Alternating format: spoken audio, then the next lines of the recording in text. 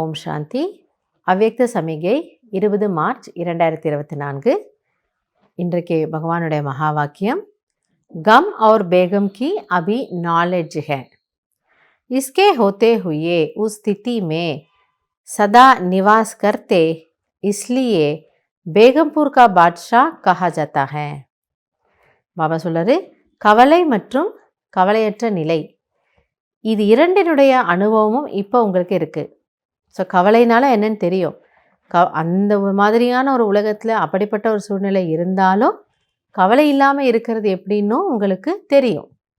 அதனால் பாபா சொல்கிறாரு, இது இரண்டினுடைய ஞானம் இப்பொழுது உங்களுக்கு இருக்கிறது.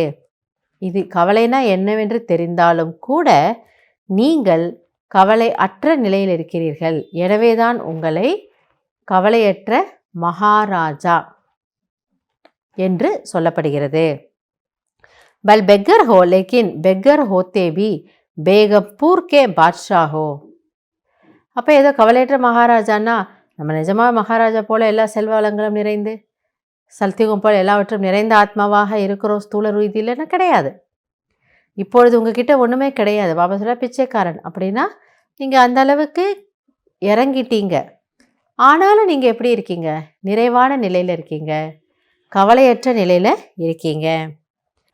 बादशाह अथवा राजे लोगों में ऑटोमेटिकली शक्ति रहती है राज्य चलाने की. ஸோ பாதுஷா மகாராஜ் அப்படின்னு யாரையும் சொல்கிறாங்க அப்படின்னா அதனுடைய அர்த்தம் என்ன?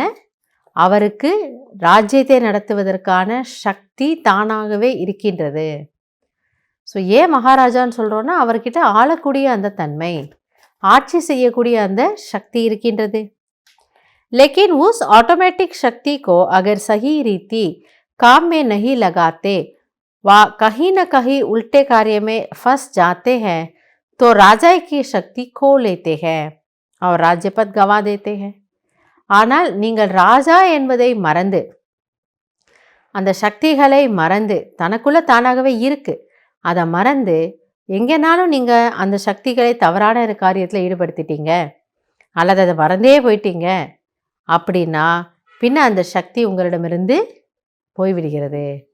அதை நீங்கள் இழந்துடுறீங்க மற்றும் ராஜனுடைய பதவியை இழந்து விடுகிறீர்கள்.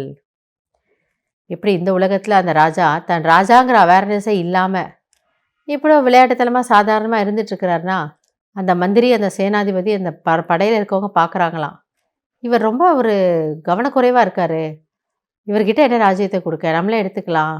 ஸோ இருக்கிற ஆர்மியெல்லாம் திரட்டி ராஜாவை கொண்டு போய் ஜெயிலில் வச்சுட்டு இவர் ராஜ்யத்தை கேப்சர் பண்ணிடுவார். அதுபோல் பாபா நமக்கு என்ன சொல்கிறார்னா, உங்களிடம் இருக்கக்கூடிய சக்திகளை கவனக்குறைவாகவும் அலட்சியமாகவும் இருந்து விட்டுடவும் வேண்டாம், அதை துஷ்பிரயோகமும் செய்ய வேண்டாம். அப்போ உங்களுடைய இந்த கவலையற்ற மகாராஜாவுடைய ஸ்திதியில் இருக்க முடியும்.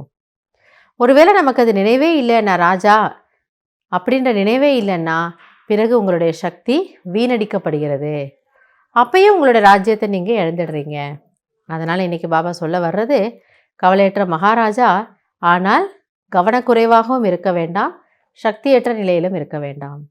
மகாராஜா பட் ரொம்ப கவனத்தோடு இருக்கணும், சக்தி நிறைந்தவனாக இருக்க வேண்டும்.